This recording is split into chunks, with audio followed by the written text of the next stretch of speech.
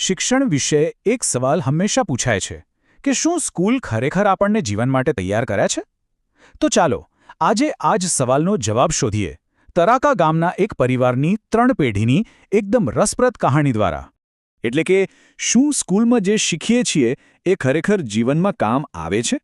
જો તરાકા ગામના આ પરિવાર માટે તો પેઢીઓથી જવાબના ના જ હતો, પણ હવે કંઈક બદલાઈ રહ્યું છે.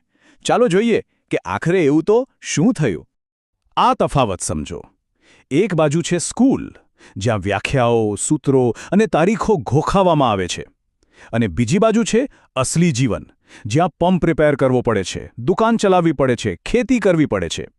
વર્ષોથી આ બંને જાણે બે અલગ જ દુનિયા હતી. તો આ ગાથા શરૂ થાય છે 3 પેઢીઓથી અને તેમની વચ્ચેના એક મોટા અંતરથી. ચાલો શરૂઆત કરીએ પહેલી પેઢીથી. ચાલો જઈએ 1960ના દાયકામાં. દાદા રમેશભાઈના સમયમાં એમના માટે સ્કૂલ એટલે શું? સવારે લાઇનમાં ઊભા રહીને ગોખણપટ્ટી કરવાની, બ્લેકબોર્ડ પર જે લખ્યું હોય એ બસ ચૂપચાપ ઉતારી લેવાનું, અને પરીક્ષામાં વ્યવસાય એટલે શું? એની ચોપડીમાં આપેલી વ્યાખ્યા મોઢે કરીને લખી દેવાની. બસ આ જ હતું શિક્ષણ. દાદા રમેશભાઈ કહે છે, હું ખેતર ખેડી શકતો અને પંપ રિપેર કરી શકતો, પણ શાળાએ એ કામને ક્યારેય મૂલ્ય ન આપ્યું. વિચાર તો કરો, અસલી જીવન જીવવાની આવડત એમની પાસે હતી, પણ એ સમયની શિક્ષણ વ્યવસ્થા માટે એ બધું જાણે નકામું હતું. અહીંથી જ પેલી ખાઈની શરૂઆત થઈ, સ્કૂલ અને જીવન વચ્ચેની ખાઈ. હવે વાર્તા આગળ વધે છે બીજી પેઢી પર. પ્રવીણ સર, એક શિક્ષક જેની મૂંઝવણ અને સંઘર્ષ કંઈક અલગ જ છે. એ જાણે બે દુનિયા વચ્ચે ફસાઈ ગયા છે. પ્રવીણ સરની દુનિયા જુઓ. ચારે બાજુથી માત્ર પરીક્ષાઓનું દબાણ છે. યુનિટ ટેસ્ટ, મંથલી ટેસ્ટ, છમાસેક, પ્રી બોર્ડ અને પછી બોર્ડ પરીક્ષા. અને કેમ ન હોય? સ્કૂલની ગ્રાન્ટ, શિક્ષકનું બોનસ, પ્રશંસા બધું જ તો જોડાયેલું છે સારા પરિણામો સાથે.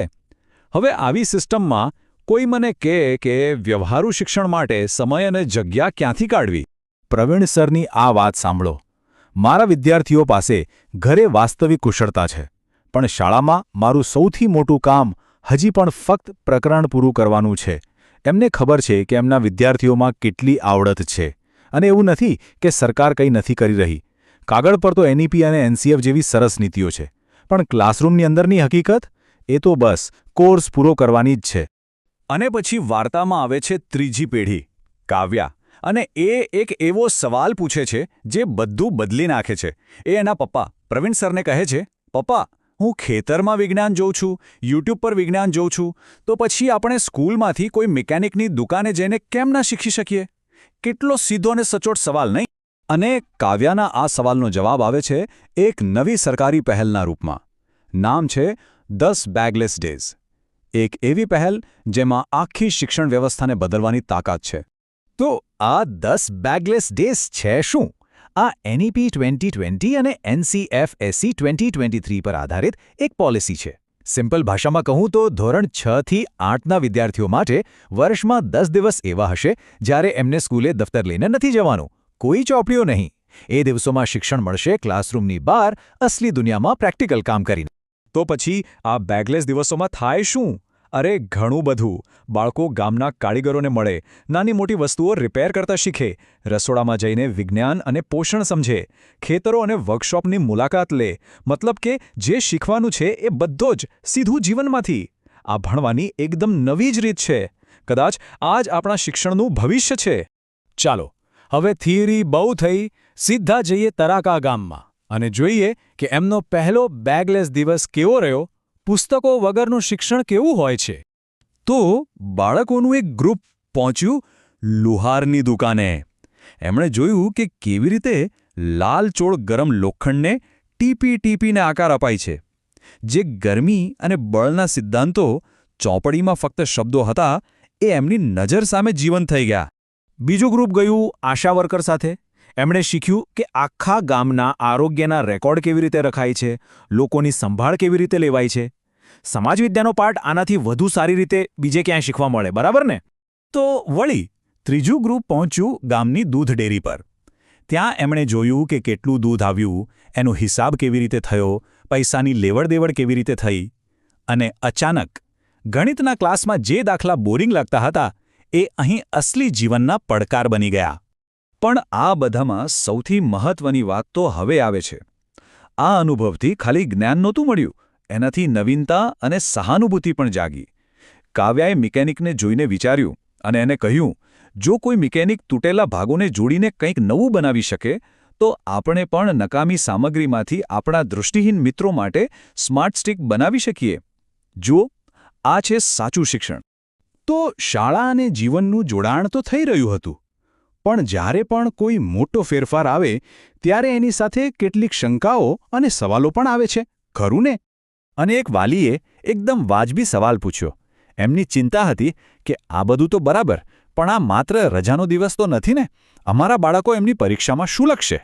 આ ચિંતા સ્વાભાવિક છે. આના પર પ્રવીણ સરે જે જવાબ આપ્યો એ ખરેખર વિચારવા જેવો છે. એમણે કહ્યું, આપણે નથી જાણતા કે ભવિષ્યમાં કઈ કઈ નોકરીઓ હશે, પણ એટલું ચોક્કસ જાણીએ છીએ કે એમને લોકો સાથે વાત કરતા, સમસ્યાઓ ઉકેલતા અને કંઈક નવું શીખતા રહેવાની હિંમત રાખતા આવડવું જ પડશે. અને આ બેગલેસ ડેઝ એમને બસ એના માટે જ તૈયાર કરે છે. વાત તો એકદમ સાચી છે. તો આખી વાતનો સાર શું છે? આ વાર્તા આપણને લઈ જાય છે એક નવા સંયોજન તરફ. શિક્ષણમાં મસ્તક, હૃદય અને હાથ, આ ત્રણેયનું સંતુલન. આખી વાતને આપણે 3 પેઢીમાં જોઈએ તો દાદાના સમયમાં હાથની આવડત જ જીવન હતું, પણ સ્કૂલ અને શિક્ષણ નહોતી ગણતી.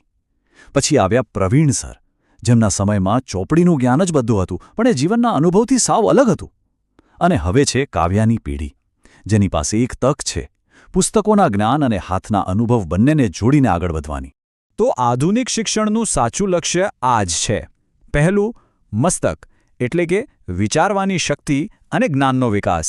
બીજું, હાથ એટલે કે પ્રેક્ટિકલ કામ કરવાની આવડત અને કંઈક નવું બનાવવાનો આત્મવિશ્વાસ.